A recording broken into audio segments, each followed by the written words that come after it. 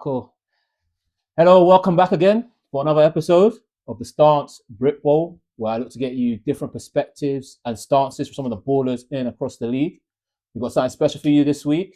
This is the first time since we've been doing this that we've managed to get a representative from each of the semi-finalist players. So yes, we've got a Manchester Titans player on board today. So look forward to catching up. Some of the stuff we're going to talk about today will be obviously some of the ballers of the season based on the official statistics. Then obviously the playoffs, the finals, and before we get into a little bit on the Uniball scene and some of the stuff that's been happening around the landscape. But before we get into all of that, let me give it to the guys, let them introduce themselves before I finally give my own little intro. So we'll start off with, let's go with T. You want to talk first or should I? Okay, I'll go first. Obviously I'm T. 6-time Britbowl finalist, 1-time Britbowl winner. And I think the Britbowl trophy should have a name, to be honest. Yeah, that's me. Hi. Cedric, as you know, newly retired player. 3-time national champion. Facts. Clearly, I lost this year, but it's all love in the end. And I do believe the trophy has got a good home this year. So, yeah. This is why I love this guy, man. I feel like the love's being shared. We even see you've got a little bit of the Aztecs. Yeah, there's a fun story behind that. So, yeah. I ordered some Warriors stuff and it hasn't arrived yet. I would have been Warriors, decked out Warriors, to be honest. Junior, Coventry Phoenix, national champion. It's not my year to talk my shit in it. Yeah. Let's move on. I'm Abdul. I play for the UCLAM Rams and Manchester Titans. Second year playing the sport. Hopefully looking to go abroad to Europe next year and taking my talents to the highest level. Okay, love that. And then, of course, it's Nelson, playing for Coventry Phoenix alongside Junior. Had ups and downs of the season, got knocked out in the semi-final, but it's always love. And we'll get into a lot of the stuff that's happened throughout the season as well. So, yeah, let's get straight into it. Starting off with the ballers of the season. So here we have, first going off, the QBs, the most important position in football, as is known. And this is the official list of the top touchdown scorers. I added the 6th person because they just matched the same number as the 5th player, so I put them onto the list as well. But what are people's thoughts here? Like London Blitz seems like they were passing the ball, they were getting work done. Yeah, even more than Ethan. Wow, which is interesting. But where did they end up? Oh wow, we're talking about ballers of the season. We're talking about where they end up. Ethan's allowed Benji to score 8 touchdowns as well. Oh, fair. Okay, so he shared some of the load. Yeah, that might be why he's second. Okay, I hear that. But even if they might not have made it to the playoffs, but as I said, considering where they were, like honestly, I think what the Blitz have done is really impressive. Like really impressive. And to have your QB be the top passing touchdown scorer, so you're moving the ball in the air. Yeah, it's impressive. It's impressive. I think it would be interesting to see total touchdowns with D involved. Okay. Just because obviously D is a threat. I mean, we saw that in the final. D just go and take the ball and run 70 yards, break a bunch of tackles and score a touchdown. So I think it'd be interesting. But no, Amaris is legit. And I mean, those pass catches as well. It annoys me because I spoke to both of the receivers, both the top 2 receivers from the Blitz yesterday, and I can't remember their names, but there's a shorter guy with locks and the taller light skin guy as well. I think one of them CJ Woodstock or something. Yeah, Okay, cool. But they're both like ballers as well. Both ballers as well. So no, they did well. The passing attack was great, to be completely honest, right? So I can't really speak on the South as much, but I can tell you that for Charlie's first season starting at this level, he has done amazing. Like, he came into the season very nervous. Like, he wasn't sure in his ability. I don't think as much. But I think the job he's done this season, commanding a team that has lost so many key pieces, he's done a really good job. And the 12 touchdowns prove it. But then and again, he's got a high ceiling. One of those guys that you should definitely look out for years to come. Shout out Alex Challenge, his OC as well. GB under 19, he's going to be the acting OC for the game that we've got coming up this Okay. weekend. Okay. So shout out Alex Challenge. Where is that game? Huh? It's in Germany, in Essen, Alright. Germany, against the North Rhine-Westphalia Green Machines. So one of the That's a regional name. teams in Germany. Yeah, fair play to Charlie. Like you said, in his first year, one of the only 3 QBs that got above 1,000 yards. He did throw amongst the most interceptions, but still, to have the most passing touchdowns and it be your first year, I think we can live with that. Like even Amarice that was top through 5 is. Well, Ethan clearly shows he's scoring a lot of touchdowns. He's not giving up the ball either. So, like, yeah. Otherwise, everyone else they didn't get close to 800 passing yards.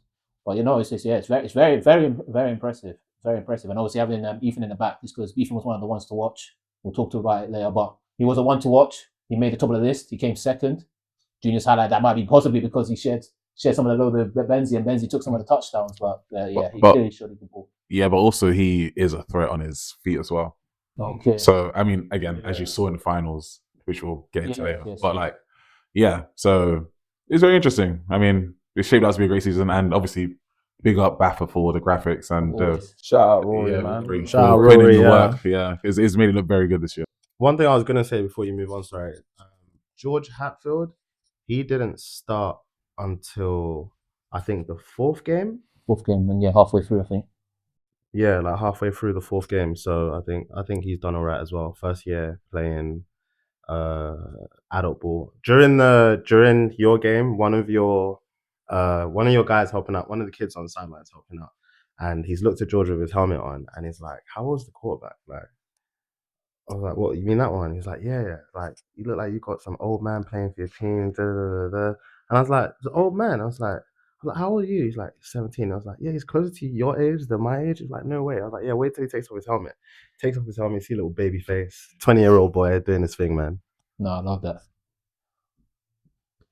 Then we get into some of the receivers, the That's receiving it. yards.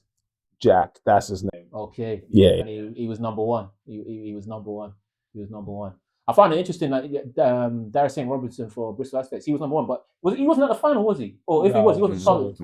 No, he was. He was out for the last few games. Unfortunately, he sustained a head injury, so he couldn't continue to go. It was, I mean, long season for us with all of like the Europe stuff as well. So we didn't manage to get everybody through the entirety of the season, but big contributions from him as well. No, I hear that. And Jack, the one whose name you forgot earlier before, he clearly balled. He has double the person that came in second in terms of receiving yards, assuming that they've inputted it correctly, which is very impressive. Like 1,000 yards in what, 10 game season? Yeah, 10 game season. For them, yeah. For them. But also, I will continue to highlight it every single time. We know that Henry Rowland is missing from this. We know that what's number 1's name? Ben 1 and 14, Ben. and KD. KD. 88. Well, he was 88 yesterday for the Reapers. That's a good question. Or not for the Reapers, but yeah, like those guys are clearly missing, and it would be nice to have like a complete picture. But yeah, just to highlight those because obviously they had a prolific offense through the season. So yeah, the Warriors are missing from all of them because although these are the official stats, it's down to the individual organizations to input them and then see them. So if they don't put anything, then yeah, they won't be represented on there. Not to say they didn't ball, obviously you don't get to the final and not have people that balled. And to the point that Junior has highlighted repeatedly. When I know Scotland massive. Yeah, the Scotland East Kilbride Pirates had someone else as their 1-to-1, but Junior's highlighted repeatedly that he felt it should have been Struan Bailey and that Fraser's also been balling, and they've made the top 5 in terms of receiving yards, helping their offenses move the ball down the field. They both balled. So like it's impressive like how although they have one person as their one to watch. Like, these guys clearly were part of the movement that pushed them throughout the season. Yeah, they make their QBs look really good, man. Again, they got a number of QBs that can do different things, but they've definitely always got a connection with Fraser and Struan does his thing on special teams as well, which is pretty interesting. Moving on to next, we've got Ballers of the Season rushing yards. So Bammy, who was on watch for us at Coventry Phoenix, managed to make it there in terms of matching the number of rushing yards. Then you've got the Rushmore Knights. You guys highlight Harvey. Yeah, I was trying to remember his name. I follow him on Instagram now, mate. He's legit, and I think he was that offense between him and like offensive lineman Hatcher. Like he's done really well. And then the London Warriors, not the Warriors, the Blitz kid Keenan, and you was trying to tell me, oh, he's the young guy who's at GB now, mate.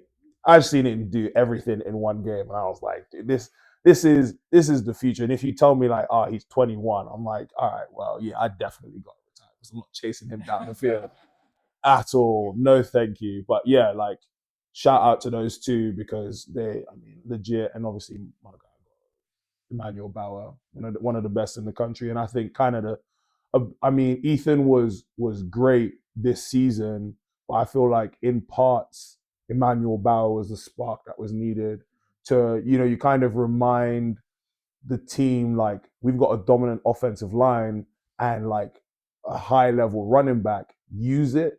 Like it don't got to be all on Ethan. Use it like and Emmanuel Bauer, like when we're in uni, one of his like he was young boy, come out of Birmingham, one of his little hashtags, he had it like Field of Power. Field of Power. So, like that's, he prefers to go by Emmanuel now, not so much Bauer anymore. But you know what I mean? Like that was his whole mentality. And when he gets into it, like, I'm like, dude, like he's not, and the thing is, I'm always like, so I find it not surprising. Surprising is the wrong word, but like you see like Xavier, for instance. We seen Xavier yesterday and you're like, Xavier is one of the most elite athletes that you've ever seen play this sport in this country. He's like got decent speed. And you're just like, but he getting away from people, he making people miss. Like some of the things that you see him do, you don't necessarily expect unless you've seen it before. And he's a tough runner.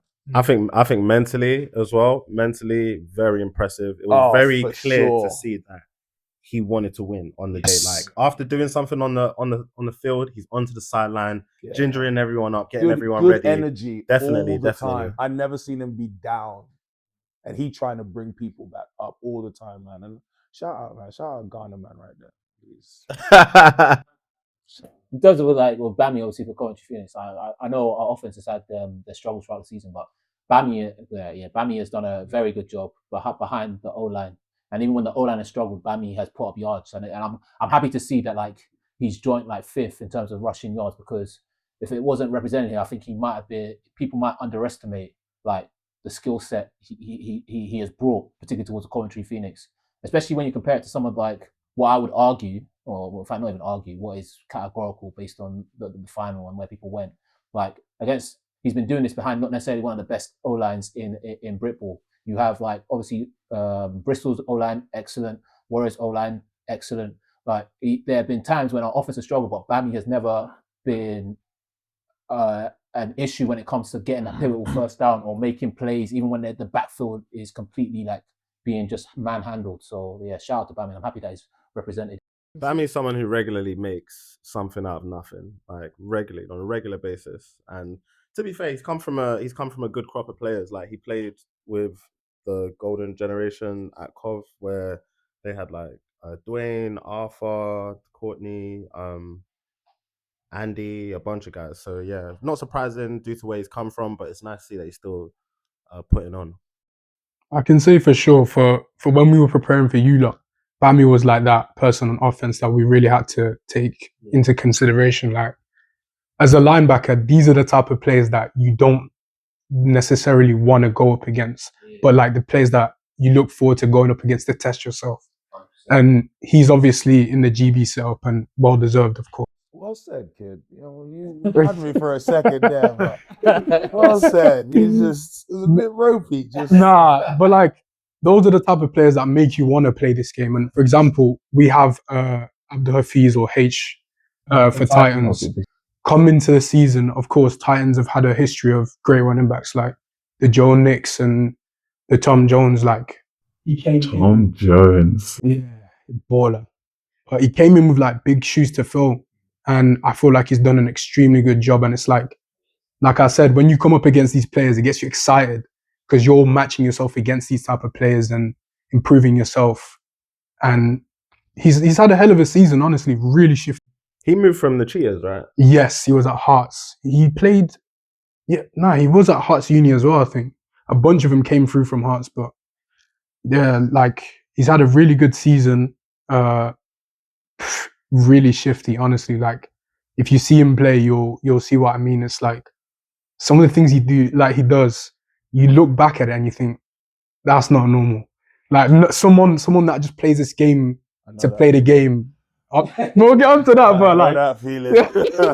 When you play the game, I know that feeling, boy. I'm so happy the boy's retired. there'll be an occasion where running back steps you. I know because it was plastered a little bit about the place. Obviously, you have that happen to yourself, Abdul. Like, I don't know if you remember. You might not remember because you moved on. But like,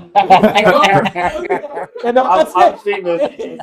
In the first game against you guys, where like you basically had like Bammy dead to rights in the hole, and he's basically just stepped you, and you just. How do you not remember that though? No, do you know? No. So someone who has, someone who's got a page that posts up football highlights across the world has posted it. Nah, allow it, When bro. I saw it at first, I was like, He posted it on there. yeah. And it's the type view, so you can see it. Listen, But no, it's all part of the game. Like, and when you, like you said, when you come up against, it's these sorts of people that make you want to play the sport because you want to play against good talent. And if you're playing against good talent, you'll get your licks, but they'll get their licks too. So like, there's nothing to be ashamed. Nah, I'm sorry. We're all defensive players here, man. Getting stepped in the hole is. it's just happened, man. Listen, I won't lie to you. Like in the hole, I don't feel like I've ever really been stepped. But there's a picture from like when I played for London Blitz, and depending on how you crop the picture, yeah, it looked either really good or really bad. So the crop picture is me in the backfield tackling Dwayne Watson. I've made it through the line, boom, tackling the guy, right? And it was a tackle for loss. When you look at the full picture, tell me why my feet are in the air.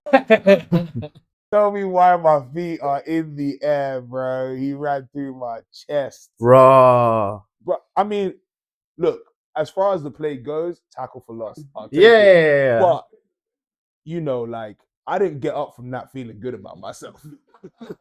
No one to put on the highlight I did reel, not innit? feel good about myself.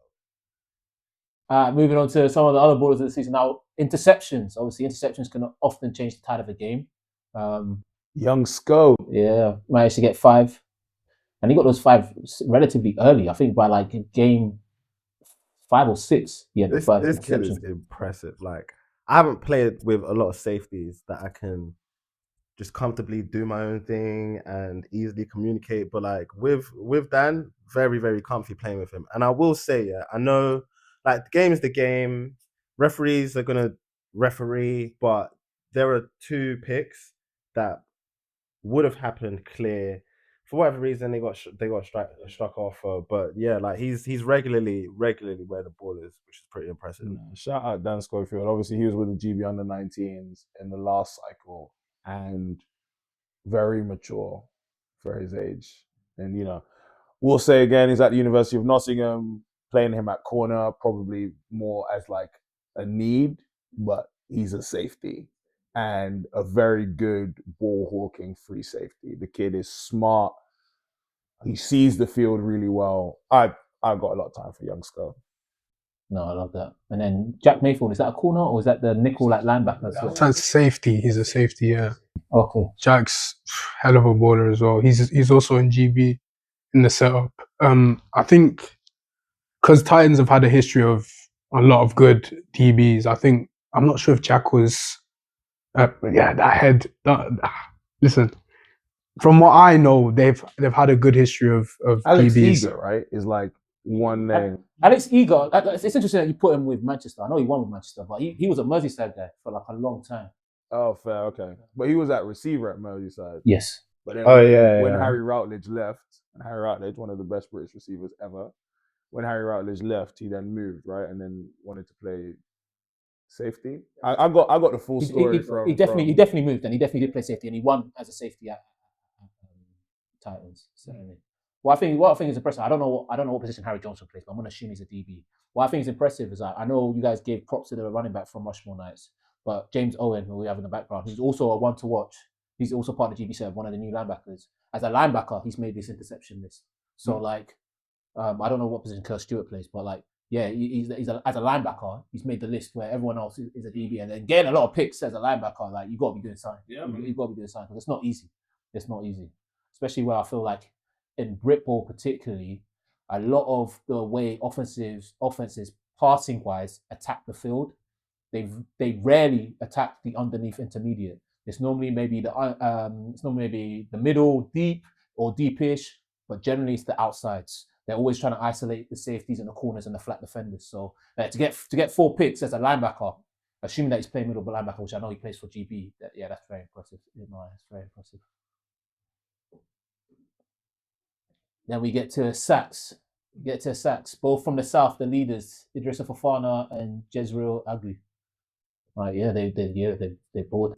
Jezreel's the one that was talking that stuff after the Rightfully Bristol so. game. No, rightfully so. Rightfully so. Missed it. Didn't have his name, but yeah, know about him now. You know, shout out Jez, definitely up and coming for sure. I have to give him. Firstly, I have to like back populate because before, like in the first episodes, I was like, don't know who he is, you know.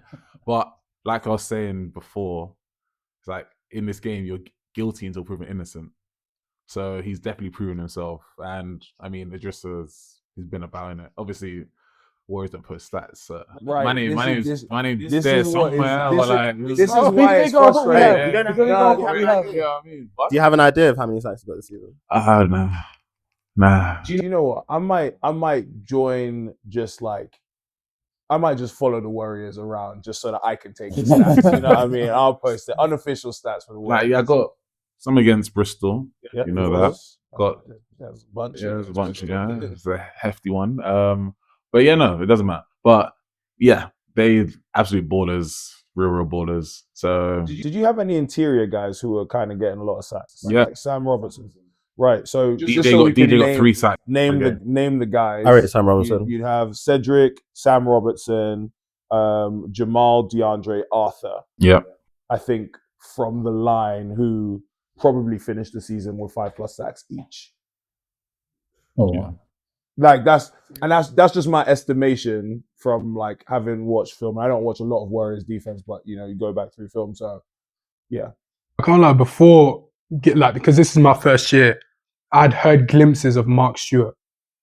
I didn't know his game because he plays both sides, innit? Well, he's mainly a defensive player, but they haven't played both sides yet. But to get 6 sacks playing both sides, he's the guy, man. He's just the. This is, and I low-key will say this is a down season for Mark Stewart. Yeah, and he's just down because he's been playing both ways. He's the guy, man. Like that's one of those people that. And he was stat leader for most of the season. Special. For the season in sacks, he was special.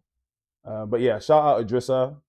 He a king for sure. And shout out Jezreel. So I spoke to him yesterday, and like I recognize his face, but we never spoken before, right? He trying to get some work this off season. Yeah, he's always looking for work. Where? Oh, Southwest Trenches. You know, that's how we do. He's trying to get some work this off season. So hopefully, yeah, we'll put out some more information about that. But we want to get a bit of an elite series going for the defensive line. Love that. Jezreel tapped in, Idrissa tapped in, Monashe tapped in, Jay Jackson tapped in. Obviously, I know Cedric not working, but Cedric always taps in. Hopefully, we'll get Tom coaching. I know Nelly's going to be tapped in. Probably get Daniel tapped in. So, yeah. We're trying to elevate the defensive line play in this country to a next level. And yeah, even before we move on as well, I want to shout out John Winter. At Nottingham season, John Winter he must be.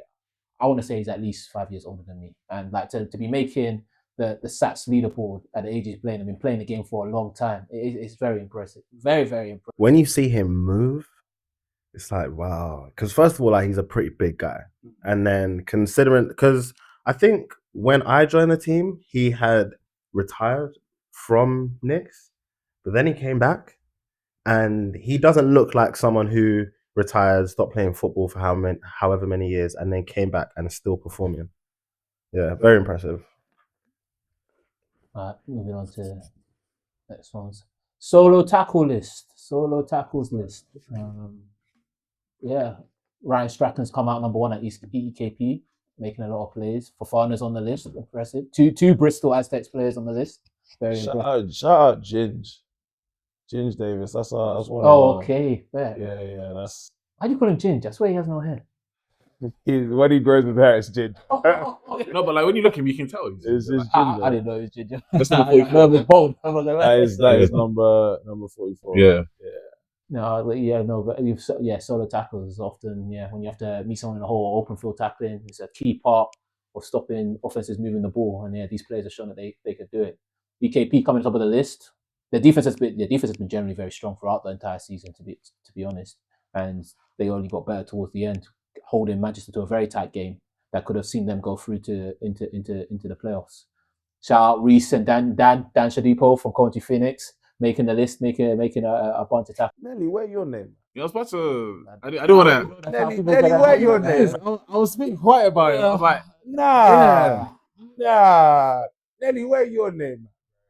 You know what? I guess stats wise, it's a down year for me. I ain't got no excuses. I will. Don't you dare! I'll speak for the Newcastle games. Yeah. Where they wouldn't have been running the ball through the middle. Yeah, they didn't run much. They only threw the ball. Yeah, and like Reece is an outside linebacker. Daniel's an outside linebacker. But also, no. You know what is okay? You know what is? Like, I would have at least been close. Shout out to Daniel, man. Shout out to Reece. I ended up getting I got 26 tackles, and I missed one game, which Dan also missed. But I also missed the second half of the Manchester game, and I reckon I would have got at least 3-4 tackles in that game. So I didn't make this list, and there's no excuses. I didn't make the list. If that's what people want to hold against me, fair. Yeah, Nelson, I'm holding that against you. You're one of my maybes, goats. But these are absolutes. You're one of my goats. Like, do you mean you're not on the list? And you know what? Nah, I'm not even gonna let Junior not hold no smoke. Why weren't you on the interceptions list, bro? What do you mean? What do you mean? When we play you guys, do you guys throw the ball to my side? I don't remember. Good answer. I don't remember. Media train. I love it. Good answer. Good answer. You don't remember for a reason. Listen, you don't remember for a reason. I'm Junior, defense. where was you at? Because I only seen the highlight of you running into your player and them scoring a touchdown off of that. I'll say the one game. I'll say one. It's like, so the first game of the season, ball's not getting thrown. I think the Manchester game, EKP, the second game, yes, came on here, hands up, had a terrible game by my standard. And then after that, haven't had the ball passed to me as much as usual. Don't get me wrong, like I want to be involved. Even in the tackle, my name should be on this list, you know. But it's not. I don't get it, bro. This is what I'm saying. This is what I'm saying. Like it should be on this list. In previous years, I'm up there with leading tackles in the team and stuff that. But game's gone, mate. Who's from Warriors is like? Well, obviously Rob Warren, Rio Sava. Well, Rob was injured a lot of the season, wasn't he? Yeah. He missed quite a bit. Rob would have. Rio, 100%. He stepped up big this year. Rio was good. Femi, outside linebacker, he did his thing this year as well. Antoine, number 29, he did his thing. He got the forced fumble at the start of the finals. He's a hit sticker. That's remember the script that we had for Cambridge. Oh, okay. Okay, right.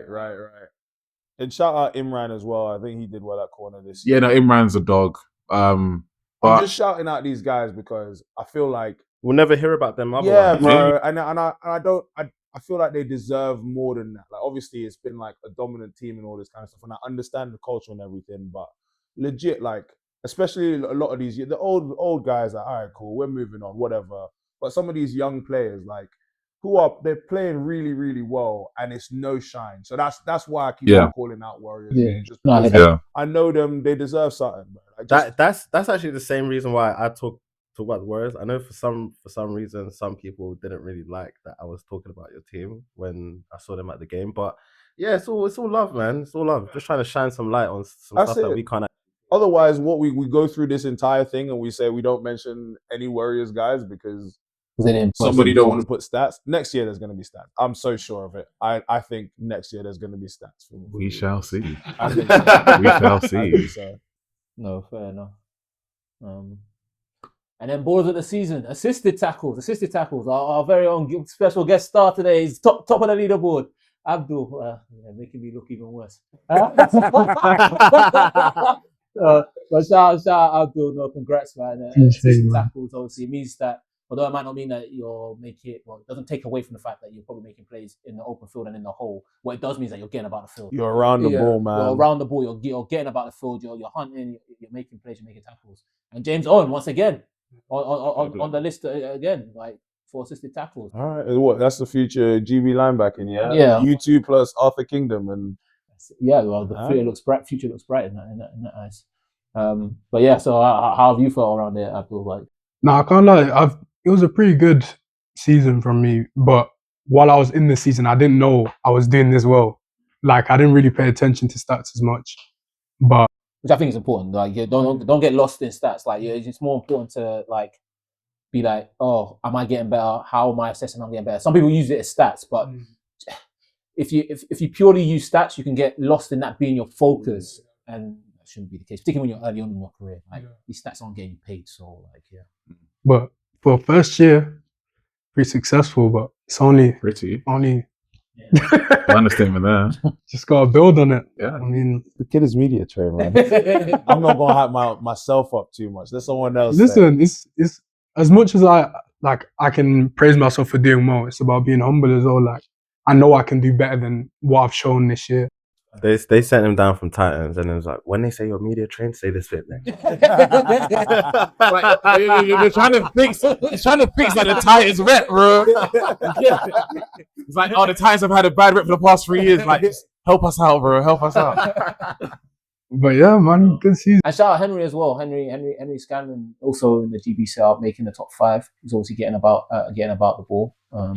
I know Nottingham seasons, though they've had a tough season, he's clearly been part of the reason when they've made any plays they've made that it's been a job. What is interesting about these numbers, and probably from maybe not so much from the solo tackle numbers, is the teams. So like outside of the Manchester Titans, the leaders for assisted tackles are teams that were maybe in both realms, bottom half of the top. Yeah, they were. Yeah, so it just an interesting thing. It's like, are they seeing more offense? Like, are the offenses that they're going up, they're spending more time on the field because the defenses are coming out ASAP. You know, defenses are getting 3 and outs against certain teams, so they're spending more time on the field, maybe. But yeah. No, that is. I was just saying. I'm just wondering if there are any, like, if you look at a larger leaderboard, if there were more guys from the Titans, or if this guy is just hella greedy and taking all the tackles. No, there definitely some. There are some people that I think are just below, like Don Spina. Yeah, he came in a little bit later into the season, but UE Bullets alum, Don Spina. If he started the season along with me, he'd probably be in there. Yeah. I love that. Then tackle foot. Wow, double trouble. Oh my god. Oh. All right. Also, tackle for losses for the season. Abdul once again at the top. They blitzing him every play. Not even, I don't blitz as much as I want to. No, that's good, man. And then you've got, but from what I've seen, they do move you about a lot. You don't only play as like a middle linebacker. There are times where I see that you're on the line, they've got you as an edge. There are times where they've got you outside. So like they definitely move you. I don't know why they're doing it, but I think definitely with George, because this is George's first year, I think his philosophy is a lot of like, it's a line to perform. That's what he says. So as long as you're in a position to make the play and do your assignment, free roam. So it's like, put me in a good position, isn't it? 18. Yeah, and you highlighted Don Espino, the last one. He's up here, tackle for losses. Obviously, Cade as well. Cade seasoned GB lineman. Seasoned GB, yes, as you said. Vet. Shout out Sack Central. Sack Central, 100%. Getting quite a fair amount of tackle for losses. I can see him because he thinks he should be on this list, isn't it? TFLs. He's probably on there, but like that's what I'm thinking. Warriors, they're not gonna. I can't like. That's like. I'm not seething. I don't look. I'm modest. Like, No, I but don't it's, care. do you not feel like you're not like, I don't know how to describe it, but like I feel like it's unfair to the guys on your team for how well you've performed to not be able to get that representation. Does it not bother you? I completely understand that. But then, like you said, when you're explaining your tackles and stuff, it's like, I'm not really caring about my stats. I'm just performing. I want to get to the final. I want to win. So like, I would rather make sure that I seal the edge and have my teammate make the tackle than me get the credit for it. Media train. I was. Let me know.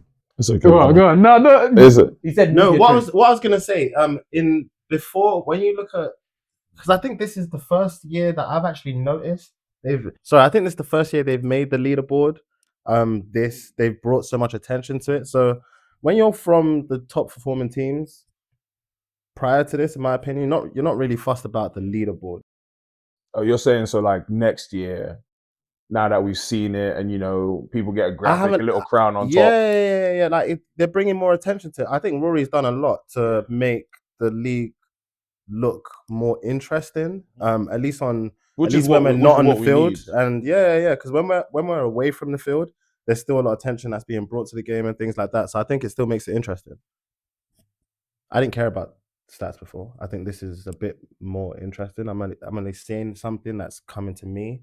I don't have to go out of my way to see this. Like it's getting promoted on Instagram, that kind of thing. So I think it's good that it's happening. I think what will now have to happen over the next few years, if they continue doing this, is that it will certainly have to marry up with the eye test, in the sense that, like, with the example you gave before, where it seemed like all the top tacklers were in the more struggling sides. If that becomes a repeated pattern, it might go like, well, these guys are alleged ballers, but all the ballers are making a final and they're not appearing. So I don't know. I disagree. I think those are still they're still valid because they're stats in it. I think if you look at another sport like football, like soccer, goalkeepers and defenders have the highest pass completion rate. I think it's for you, if you then really want to stand out, like James Owen, it's to have your name in a category of potentially different positions and stuff like that, for then someone to say, okay, why do we have a linebacker in the conversation of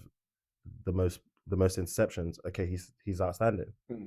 No, I get what Nelson's saying though, in terms of you next year, like you want to be able to say this person, like you say, passes the eye test, and there are stats to match the fact that they passed the eye test. I think if you're ending up with like, there's no way, like, go by, you know what, if you marry this up with, say, points allowed from a defensive perspective, if points allowed are low for a team and you don't got no representation on tackles for losses, sacks, you're like, well, how has that worked?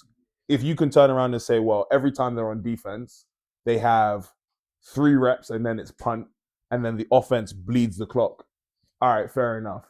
But for the most part, that's not how teams are playing, right? Like, you know, even show you London Blitz are trying to score fast. They are not bleeding the clock. Everything is screens, get the ball out, go. Throw the ball deep. So they're trying to score fast. So they're going to have a lot of reps. If you're playing against the Blitz, you're expecting like the tackle numbers to be quite high, because it's a lot of offense, even just by reps, not necessarily by drive length, but even just by reps or series that they get. So it does got to kind of marry up some way. Not to say that you can't be on a team that's lower in the standings and not make a bunch of tackles or have a bunch of stats, but there also are, like, you know, some of the best players on the best teams got to be represented somehow. There's no way they're not making those plays too. Exactly. Field goals to add to it, because, and the main reason I added this, I know normally we don't really care for kickers, but like a kicker made the play ones to watch. So I was like, yeah, let's see what the field goal percentages are. You said that like he's not on here. Yeah, but over the last couple of days, something popped up that actually showed me the stats that he got, and if his stats were released, he would have been on. Has he put up his stats? Yeah, I know. and he would have been. He tracks his stats. He would have been comfortably number one. He would have been comfortably number one. Shout out Reese. I'm telling you, and I'm not lying. Reese has been my boy since we were this tall. Yeah. Like, he's gifted. Shout out He's Reese. gifted. Yeah. You can literally put him in any sport, he will find a way. Yeah. I like Reese. I did block one of his kicks. I'm not going to say sweet. Me and him have we got a little like back and forth, bro. Yeah. Because he got one and he was like, "You're almost there," but now it's 1-1. I was Yeah. like, "Yeah, this." Because the worst part as well is that like in the one that you blocked, if you didn't block it, we would have won the game. Oh, So that's what it is. yeah, my block was Yeah. consequential. Like we were getting worse.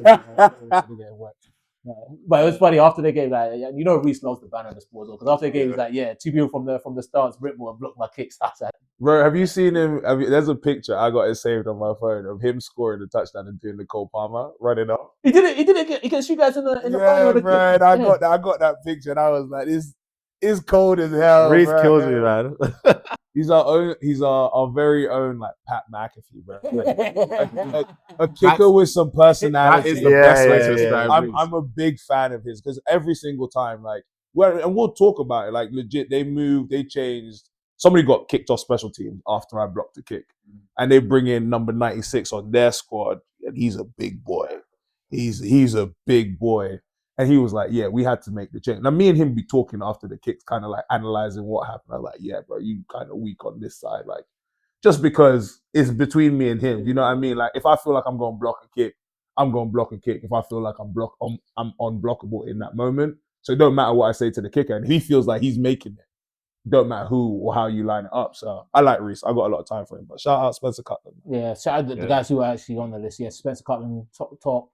Lenny as well has been in the game for a long time, still showing that he can hang. Like he's second, showing that he's very proficient. Then yeah, as you go down the list, yes, and I assume a lot of these guys might be dedicated kickers, and yeah, it's impressive. 4-3. Obviously, he doesn't do anything compared to the top two and the number one, who's not on the list, who's Reese. Yeah, because I think if I remember his stats correctly, he got like 19 field goals is what he's. I mean, he's got to be the GB kicker going forward. He's got to be the GB kicker going forward. I don't know how many he got against you guys in the. I think I want to say he took either 4 or 5 and then scored all bar 1. Yeah. Either 4 or 5 scored all bar 1. He scored 2 in the first half. Are you talking about the final? No, semi-final against us. Semi-final. And then we don't include like the PATs as well. No, you have to include all the points he scored. I didn't put the PAT stats because here this is where I feel like the kicker makes their money. It's like when there's a field goal, the offense has been stalled, or it might be the last minute. Like we need you to put points through. Like point after touchdown is just like just give us the 1 point. But like here is where it should be automatic. Yeah, it should be. And I guess because we lost by 3 and 5, we'll get into it. But like that 3 is a kicker. Yeah. So yeah, clearly right. And then here we've gone through all the stats. Now this is just to revisit some of the ones to watch. Now in the top set, the top 5, they're the ones who are ones to watch that made the list in some form in terms of being amongst the top within the stats. And then the bottom set are those who were ones to watch but didn't make the list. Obviously in the Reese's case, it's because the Warriors don't release stats, so fair enough. I'll put it there just on technicality.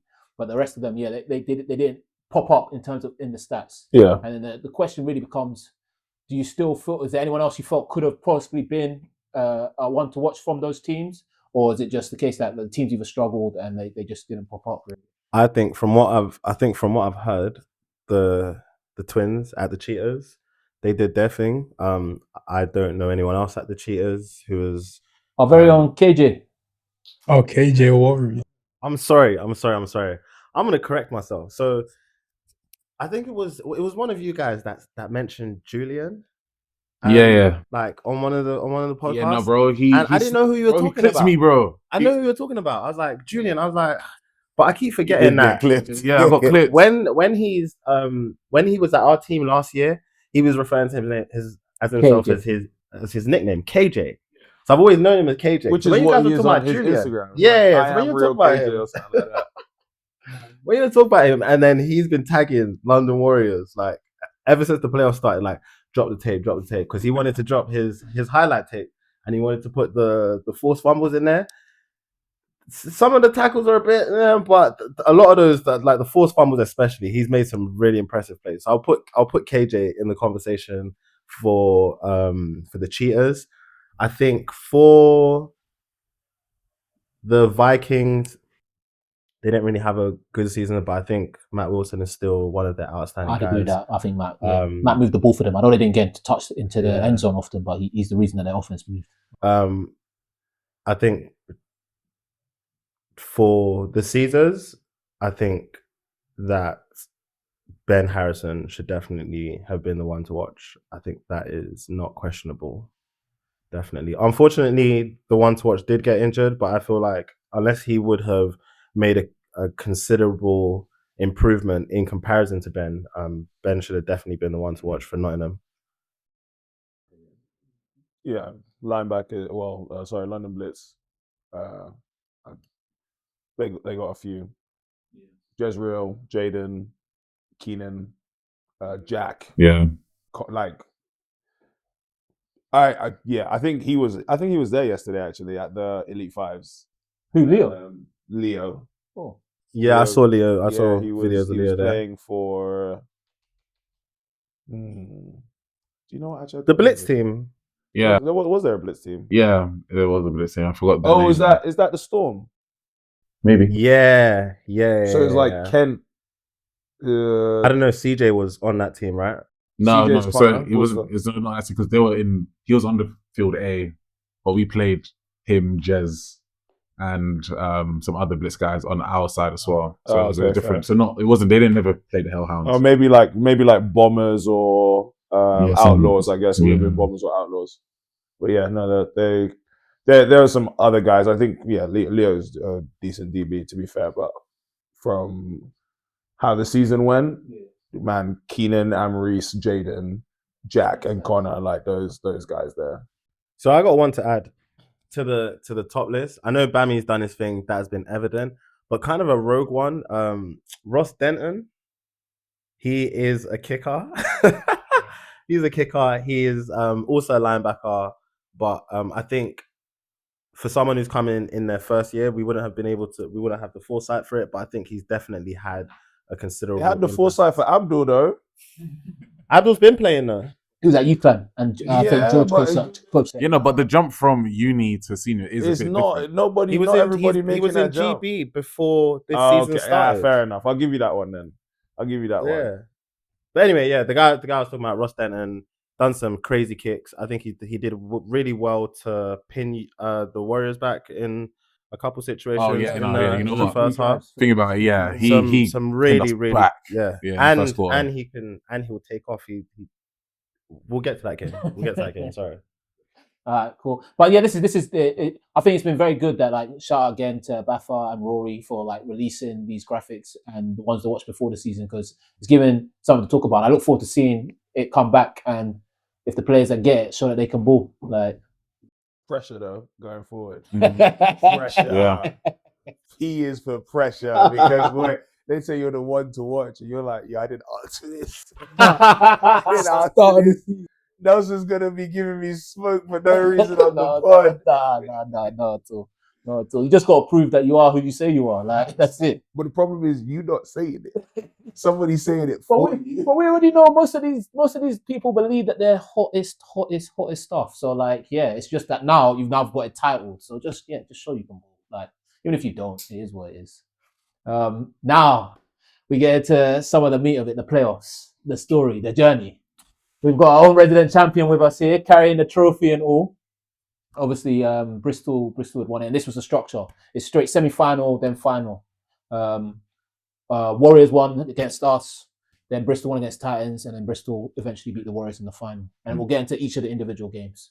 So we'll kick off first with the Warriors game. 41-0. Boy. Yeah. It is Boy. what it is. Boy. Boy. It's interesting you guys are saying boy, because like, what's funny, that this is a working, there's no two ways about it. Like, you don't lose 41-0 and then have the audacity to say anything other than that. But it's like, I had people tell me that some people thought that this scoreline was less than they expected. And I was like, what? Like, Cedric, what do you think? Who did you punch somebody? I didn't punch. You needed to punch somebody, bro. Look at the first half though. First half we were down 13-0. Wait, so people were saying that they expected more. Yeah, more. They just lose by more. Bro. And Yeah, also, you should have punched somebody, bro. these are people that often aren't in the games, so like it's like you're always. really irrelevant. Like, Always. to be honest, Jamal did come on here and say they will drop 60 on us though. yeah, so maybe that's why. Yeah, Jamal did say that. Yeah, that you guys have got 60. See, I'm the modest one. You know what I'm saying? And you know what's so funny? Yeah. It's so ironic. Like if anyone knows what you're really like, it's so ironic. If anyone knows what really like, and I'm the modest one here.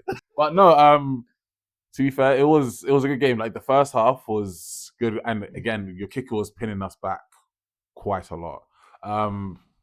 And I would say the game, as you can see from the score, it did kind of fall out of place. Like the third quarter, it was as soon as the second half started and Leo got the kick return straight away.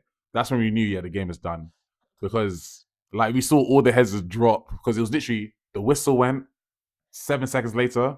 Leo's down the field, and once Leo sees something, rapid gone. I give a lot of credit to that kid, because I noticed in that game that if you have to tackle him, you have to do it real early. Like that one opportunity you have early, do it, because once he gets a little gap, he is gone. He's gone. Yep. Like I remember chasing up. I remember trying to catch this guy, and I was just like, I'm not sure if the gap is. It's not. I don't know what's going on. The answer is it's not. It's not. It's not. Like you need to make him trip over. Like you need to. Yeah. You need to use. He got all too fast for himself. Yeah. He did get caught. Like I was surprised that the corner on the other side, Barte, he's pretty quick as well.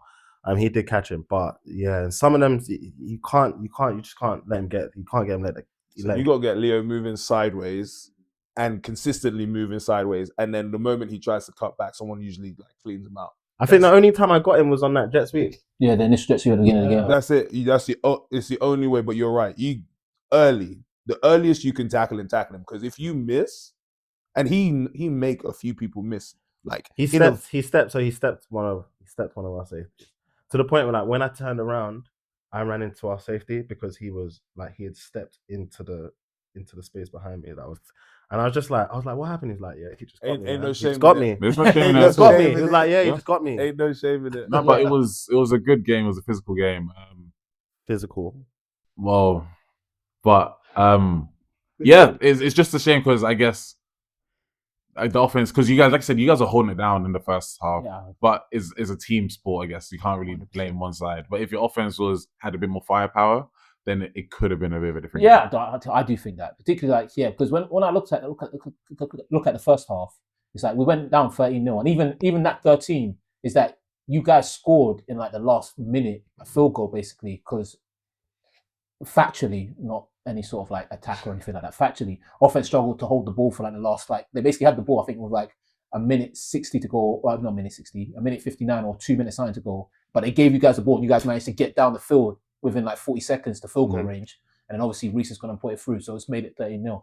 But I remember going in at half time and like, you know, as a captain, like you give the rah-rah speech, you try and give the speech before the game and you do it. And I'm giving that just standard and I'm seeing it. And it's only as we get into like half time that I'm seeing like this one's hit different compared to the other times I'm seeing it. Like I think some of these guys generally didn't know that like, yeah, we would be in a game here. Like and they realized that we're now in a game and that we can do something. And I can just see it in their eyes and they're like, I'm like, wow. Like, I disagree. Wow. I've said this. I said this, yeah.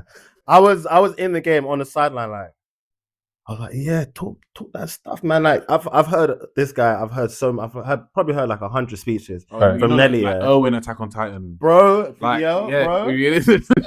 Man, I love that show, man. I love that.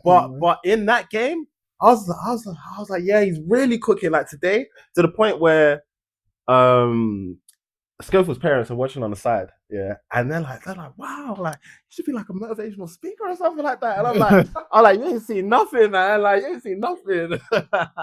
But yeah, then we go into half time and the game's bare tight. And we're like, yeah, cool. Like we're gonna do something. Like I didn't expect anything different, obviously, but like the rest of the team, I could see that they clearly believe. And then when we popped out at half time and you guys just instantly scored, and then we've given another touchdown quickly. I'm like, oh.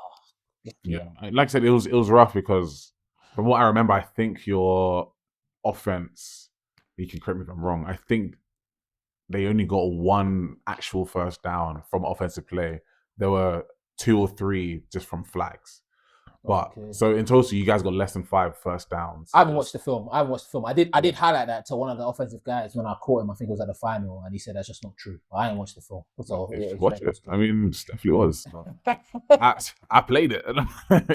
I remember having a lot of breaks. No, I don't dispute. I'm just saying that, like, yeah, I spoke to people that were actually living it as well, not just like on our side, and they said that wasn't necessarily the case. But I haven't watched the film, so I just wanted to highlight. It was less. I don't know. But yeah, you guys won handedly. Yeah. And the talent disparity ended up showing clearly. So, in my opinion, I don't know how Junior feels about it, but like, Was they testing your side? Was they testing your gangster? Well, yeah. It wasn't. I mean, it wasn't a lot. It was. There were things. Did we talk about it or There were things. No, there were talk things about it. That's there were what we things that hear. happened. They So wanna there were hear. things. There were things that happened that day that made it a little interesting. I had to come off the field for a bit because I wasn't. Yeah, you know what? Let's. You know what? Firstly, I remember there was one time I came on the field and Junior was coming off and he threw up on the field. And I went to the rest, like, I'm not playing. Like, he like, Bro, I'm meant you to know line what's up so- there, you know and he what's so just funny? threw up there. You know what's so funny? You know what's so funny? So like, I am so butters, yeah. So I think it's like we've just finished third down. I'm looking at the coach on the sideline. I'm like, don't know what it is. I got to come off. He's like, just stay there for one play. I'm like, no, I got to come off. He's like, stay there one play, and then my mouth went, and I'm like,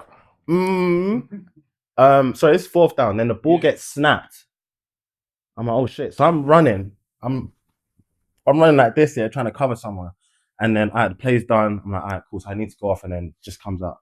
Yeah. The problem is, like, I want to do something about it. I actually went to the ref at some point, like, have you seen it? Like, because I want to go and deal with it. He's like, nah. But the reason why, and I think I heard you, like, Yeah. like Judah, you're right. Like what's going on? And the problem is, like, I was thrown up again, so like I had to run to the sideline, deal with that, take a bunch of layers off. Like, I don't know what it is with the field, but it was mad hot that day. Yeah, man. no, our field gets hot. I heard there were other people that were thrown up as well. There were like 2 players on your team or something like that. Not that I recognize. I mean, not that I recognize. Yeah. I won't lie, yeah, you might have like a class system in your team, bro. Because I know that there's for sure some players who are at the bottom of like the depth chart.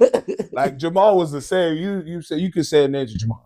I know the players, but no, but happened. it's in like I didn't see anyone throwing up on the sidelines. If it was someone that you want, there's people. Sorry, the only reason I know is because someone from your team told me. But I did get tested. I did get tested a couple times. Shout out to Jemiah. There was a moment. Little. It was a big I don't know how completion, to to be fair. It was I a don't big know how to completion. It was a big misunderstanding. I'm talking about the pass Or it was before broken the coverage. misunderstanding. Huh? Broken coverage. It wasn't No, broken. no. It's just one of those bang plays. Like you're covering. It's but not the guy bang. made It's a not play. bang. It's not bang man play. The ball's been thrown. I think it's a post.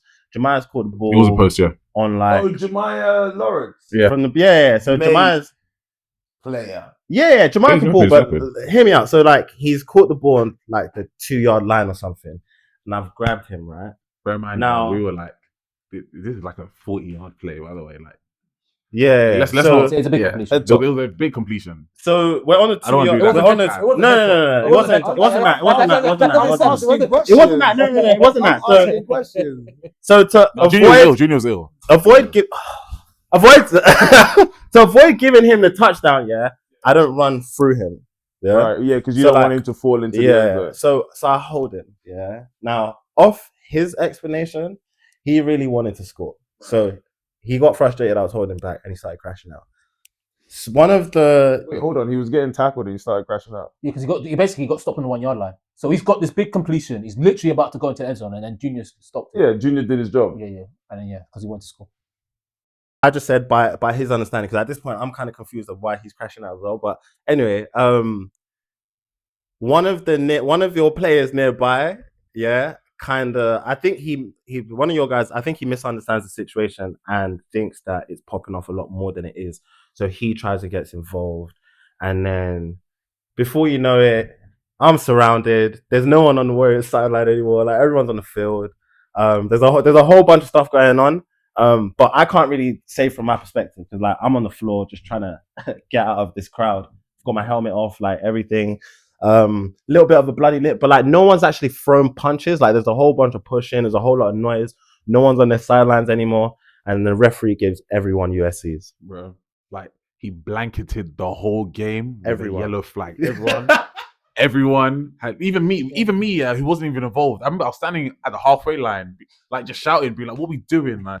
We got finals to attend to. Like, what's everyone doing?" I remember people apologizing to me, so I got flagged too.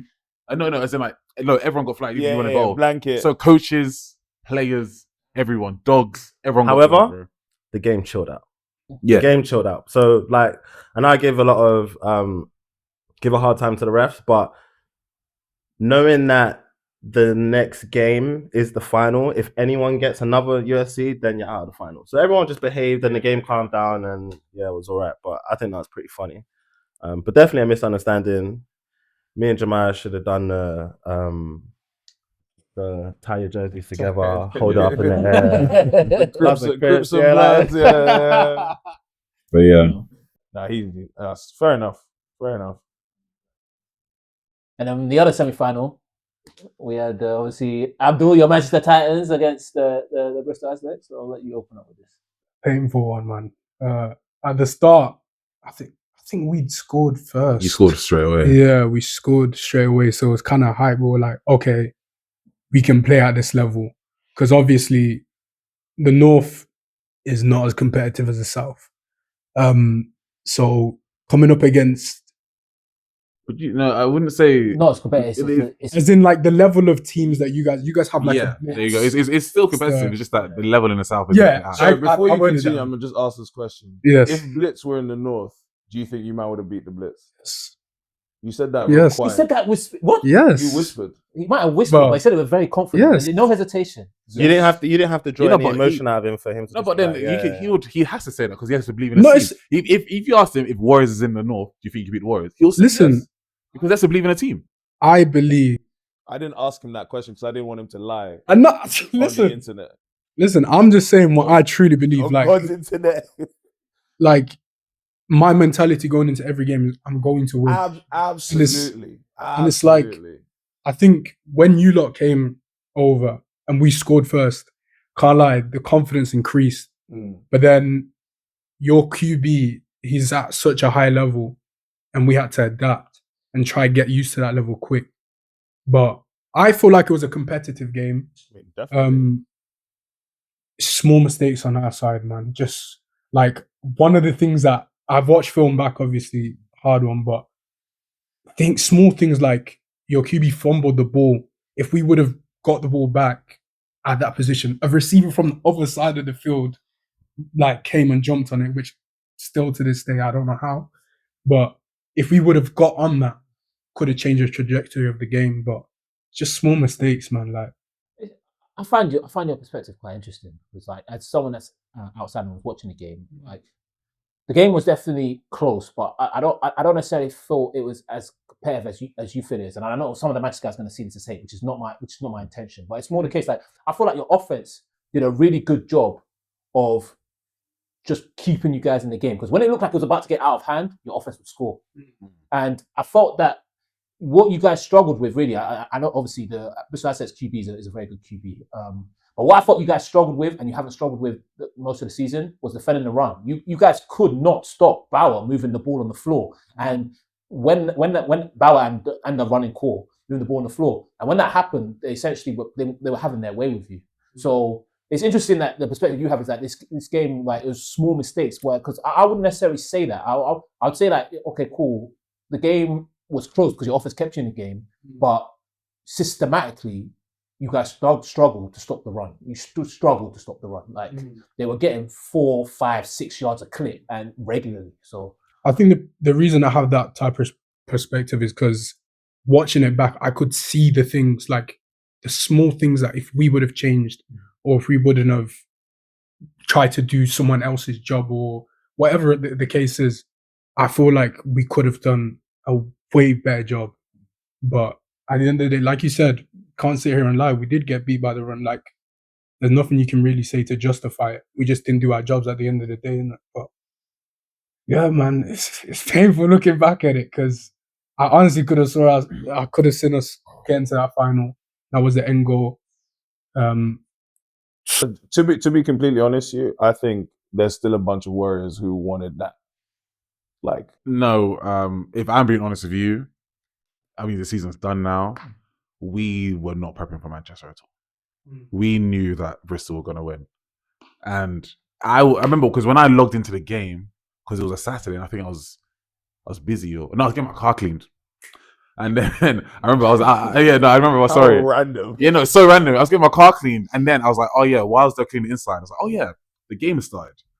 Then I clocked in, and then I saw it was 7-0 Titans. I said, whoa, this is interesting. So I was like, think to myself, not part of the script. Yeah, not part of the script at all. Bear in mind, Joe, we are prepping because even after the Bristol game, like last game of the season where we drew, we're all like, see you in September. Because we thought you guys are afterthought. But yeah, I think what Nelson said is very right in terms of the game looks closer than it was. Is then just as Bristol about to pull away, then your offense scored. Scored every quarter. Yeah. But yeah, I thought it was a fun game, but when watching it as well, I just didn't think that D-line had the bodies to stop the run because Bristol's O-line is solid. And I think nothing can really prepare you for that unless you've played them or you played. You don't got an O-line like that. Yeah, like you're not going to get O-line. It's Dave Pemberton, Tom Levick, Will Bunce. Yeah, no, they were putting work. Will Baptiste, Ibs. You know, like that's 5 players who have all played for GB Men's. Yeah. No, they were putting in work. And I also feel like you said, because as Abdul alluded to earlier, that the general standard or the average standard in the North currently is definitely below the South. What I think was evident as well, because Bisseri struggled to have a running day on that day, is that generally we are as units relatively good at stopping the run, but we don't have the most stacked D-lines up in the North. And I think it was very evident that Manchester O-line were a poor matchup against the Bristol Aztecs D-line. Like, I don't know how many yards Bisseri ended up getting, but I know it wasn't a lot. Like, he was regularly getting stuff for like 0, minus half a yard, 1, like, and the O-line just could not match up against the Aztecs D-line. And that was a struggle as well, because it was a struggle. So the fact that they managed to score every half, this was easily one of Charlie Martin's better games. Because like I said, like if their offense hadn't have been putting in work, this game would have got out of hand. In my opinion. Like, I think especially with us scoring each half, you have those type of players that when you're struggling, you have to go to rely on. And like I said, I know obviously there's the little history between you, a little back and forth, but like people like Sam Penfold, the Connor Greenhalls, like those are the type of players that we go to in times where it's like we need to get scores on the board, and they did a job for us. I mean, we scored every half, but good job to this year's iteration of Manchester Titans. Obviously, like we joked about it in the beginning, you know what I'm saying, new coach, new OC, it's got to be a new DC because it's a new head coach as well. I don't know, George Foster. George Foster, yeah. DC was James Dean. Right, that's what I'm saying. So it's different, everything is different, and like with all of the people that have like left the team, it's a lot of change to and a different kind of style, because Charlie Martin is not Sam Bloomfield. They're very different QBs, and Luke Carlton and Alex Challenge are not the same offensive coordinator. So I think it's really, really good from them to have a whole bunch of change and still have a standard. You know what I mean? Like still say, yeah, we're going to be in contention for playoffs. Yeah, if things break a bit differently, maybe they're in a Britbowl again. So yeah, it's good, and I like the whole media production as well. Like, is real good. So those are the two semi-finals. Now, before we get into the final, the actual game itself, this is just a little slide to talk about our feelings towards how the Britbowl was as a spectacle.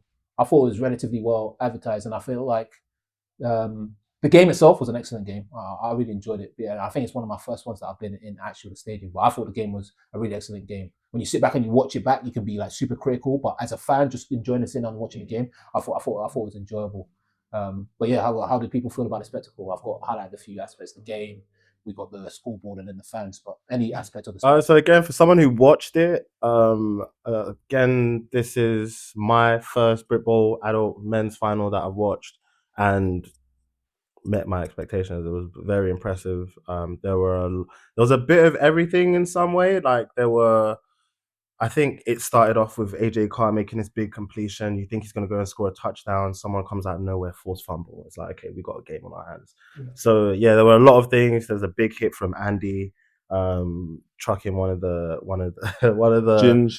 Yeah, I didn't want to name drop, but one of the. I mean, it is there. Like, yeah, and he came out the champion. Body drop. He came out the champion, innit? So Annie got back up and played the rest of the game. So shout out to him. Which she shouldn't have, by the way. I'm still. There was a lot. There was that punt where Sam Hodge was our special teams MVP on the day. He had a bunch of tackles. Like, he laid some people out, and then he's the one that recovered the punt as well. Absolute crap. Okay, so is that the lineman? That's the forced fumble. Sorry. So there was that. There was the forced fumble that got recovered. You got Idrissa, and then the other guy like, no, you have it. No, you have it. Well, no. What I know it wasn't that. I know it was. Trafford should have given the ball to Idrissa. Yeah. That's what should have happened. So what Nelly said, like, as we're watching it, Nelly said, Idrissa's a nice guy. If that was me, I would have ripped out of his hands when I've been gone. Man. And you know what? Depending on the angle that you see that player, I'll stand by it. That was a touchdown. No. I say that was a touchdown Eden, because when he landed tackled, on Eden, yeah, exactly, and then got rolled into. To be fair, I wanted it to be a touchdown because then offense would have more time. Yeah, because I mean, we'll get into the actual game, but that like I said, it feels like it was like some Attack on Titan arc. Like, that final stand on the goal line. You man, that I feel like serious smoke. Yeah, I think, like I said, this year, Bath have been very blessed in terms of they put a lot of effort into the media, into really selling the sport, and then for the final to be what that final was. Yes. I feel like that was such a great way to cap off. We did not do our job the last year. We did not do our part of the job, man. We just, for the final to be how, and then for it to like end the way it did, and I guess I don't want to speak too soon, for like maybe a new cycle to now start with this whole new rebranding of BAFA. I think it is because really and truly, I know there's a bit of a joke about how the CEO, how he looked when he gave Warriors. That was so funny. But if you think my first time hearing that joke, that is hilarious. What is so funny? But then the thing is that like if you think about it, like Water Polo Chad. Maybe like look at how Warriors are as a team, as an organization compared to Bristol. Bristol fits the BAFA mold a bit more in terms of like the media production of things. Maybe not necessarily. I don't know how they feel about the players and all of that. They weren't like, no one's going to see the whole Bristol team and think like. I get what you're saying, but no one hates Bristol like they hate Warriors. Yeah, not going to see you guys like behind a hotel and. Yeah, we'll get to that one. Yeah. No, but I will say there is just I think generally people dislike greatness. They dislike sustained greatness. Oh yeah. And I refuse to let that be the case for the Warriors. So whether BAFA like it or not, the Warriors, as far as I'm concerned, have always been great for the game because it is something to strive towards. Like, Manchester don't get as gassed as they do if they don't beat the Warriors in those 2 years. Tamworth, like, winning, I thought it was great, but the London Blitz that year were like, we finally have, downed the Warriors. We're going to win the final, overlook Tamworth. Tamworth then win. Then Tamworth go into the next season against the Warriors thinking, like you said, we've just been undefeated. And then regular season, playoffs, regular season, then you face the mighty Warriors. You lose 2 straight. So as much as I get what I agree, like, I think we're just more media friendly. Yeah. I don't think the real ones know that the Warriors are a big part of why the sport is as good as it is in this country. And I think also in terms of other aspects of the spectacle, I think it was good that I know me and Junior, we were helping out in terms of like a little sort of get intro into the sport, throwing an American football into a net, assessing your speed. Yeah, I did when I was warming up. Yeah. Getting just some young kids as they go by, give an opportunity to throw the ball. Man, the star's going viral. Yeah, we managed to actually, I don't think it's been released yet, but even there was a NFL UK guy there. We managed to get a little, what's it called, interview. We got a plug on the NFL UK thing. I want to see it. They better drop. Yeah, they haven't released it yet, but yeah, we got a little interview. So it was good, and it's just small things like that. Like I know with the big screen, because it's been highlighted here as well. There was a technical issue where half the screen blew out. But it didn't detract from the actual experience. And as I said, this is my first time I was actually in the stadium, so I thought the crowd was a nice crowd and like very into the game, very active. There was one guy I know that I was like, when it came to like the last 2-minute drill, he was like, yeah, we get one more first down, the game's over. I was like, yeah, that's the kind of passion I want to see when I'm sitting in here. But I've heard comments that allegedly that the numbers were a little bit down on previous years. But if that were the case, I couldn't tell. I think I noticed that only because one of the sections was blocked off, because like from when I was looking, because it's really weird. I haven't actually, thankfully, I've never actually watched a Britbowl. I've always been in the Britbowl, but like when I was actually looking at the stands, I was like, because everything was in the middle. Yeah. I was like, oh yeah, this is a nice, and the fact that they kept everyone together, it looked very nice. Especially, I guess, on stream maybe as well, it would look better. Because obviously, everyone just sits where they want. I know, but it just so happened everyone just sat in like the middle. The same, yeah. Last one. Sit at the 50 and then go out. And now getting into Britbowl Weekend itself. We'll start off with, so on the Britbowl, the actual Britbowl Weekend that you guys played the final in, we had 3 games. One was on the Saturday, which I believe is the under-19 game. And then 2 were on the Saturday, and there was only 1 on the Sunday. Was it 2 on the 2 on the Saturday? So the under-19 game and the women's game, and then the mixed final was on the Sunday. So yeah, so the first game of the Britbowl Weekend was the youth. Shout out, I think his name Owain. Owain, yeah, I've heard of him. Running back. Yeah. Yeah, London. Not Owain from Birmingham. I was going to say, but although he did play for the London Blitz last year, I think it was. But no, the running back, because he was the MVP. Yeah, I'm pretty sure his name is Owain. I don't want to get. I think it is. Yeah. Yeah, but he got the MVP. And shout out Jason Henry, because he got 10 of them things. Yeah. 10 of them. Can't take that away. 10. 10. 10 is a coach. He's the 10 head coach. No, so Jason Henry is the head coach for London Blitz under-19. Oh, right. It's the 10th time they've won it. He's got 10. This was his 10th national championship. Who won it last? I last think year was Rushmore. Oh, it was someone else last year. But then it's always been the Blitz. year before or the 2 years before. Well, funny enough, there's a Football America made the last time MVPs or something. T-shirt. Oh, T-shirt. That has like all of their championships. Oh, that's sick. And, I ordered it. I've been on a spending spree, but I ordered it because it's sick. Like, it's got they've been labeled as conquerors, right? So it's got all of their championships. I think they won in like 25, 23, 22. Ridiculous. From 2011 to now, they've won 10. No, they're them boys. Yeah. And in the game itself, the game was quite an interesting game because it was clear that they both had philosophies which they just wanted to stick to. Like London Blitz, they were going to run the ball. It didn't matter what happened, they were going to run the ball. And on the odd occasion, they threw a pass, but they wanted to run the ball.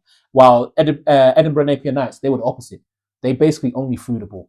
And in the first quarter, it worked out. It was quite tight. And neither defense was able to stop anything in the first quarter. But as is always the case, if you're going to have your QB throwing like 40, 50, 60 times a game, like unless he's just like constantly hitting dimes and your receivers are catching it. So the QB for Napier, I believe, is Johnny Taylor. He's one of the GB under-19 QBs.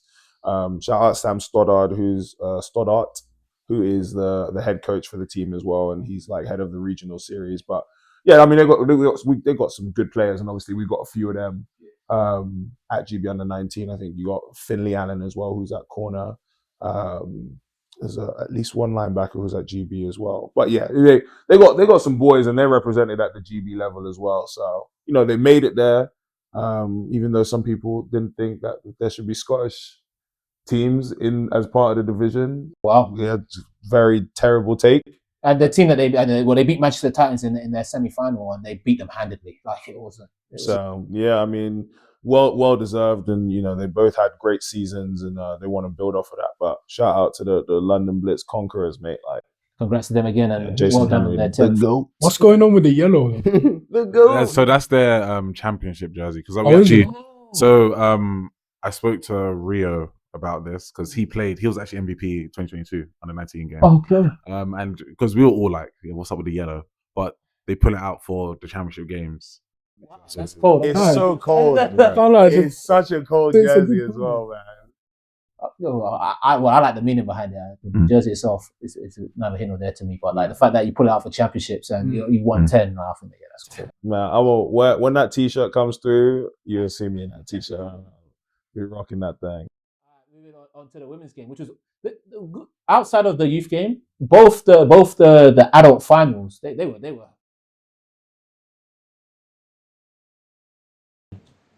Hey everyone, got a special announcement for you guys. I hope you guys have been enjoying the show, enjoying the episode. Part 2 will drop relatively soon. As in this episode, we were talking about the ballers of the season, what they've done, what they haven't done, who should have made the list, who didn't make the list. One of the things I'm happy to announce today is that looking to get input from all the ballers that have played within the Prem this year. There's a form which I'll put like a QR code up here that you can just attach, fill in, and basically give your top players of the Britball season this year. And over the time period before the next season, we'll release who the top players of the Britball scene has been. So get in it, hit the form that's up there in the corner. Otherwise, check the description. And if you check the description, it will also be there. If you're looking to support and help the channel grow with the vision and what we're trying to do here, I'll also put a link here to provide some support towards the channel and what we're trying to build. Otherwise, that'll be in the description too. But if you're a baller, you know you're a baller, or you have some ballers that you want to show love, let's go!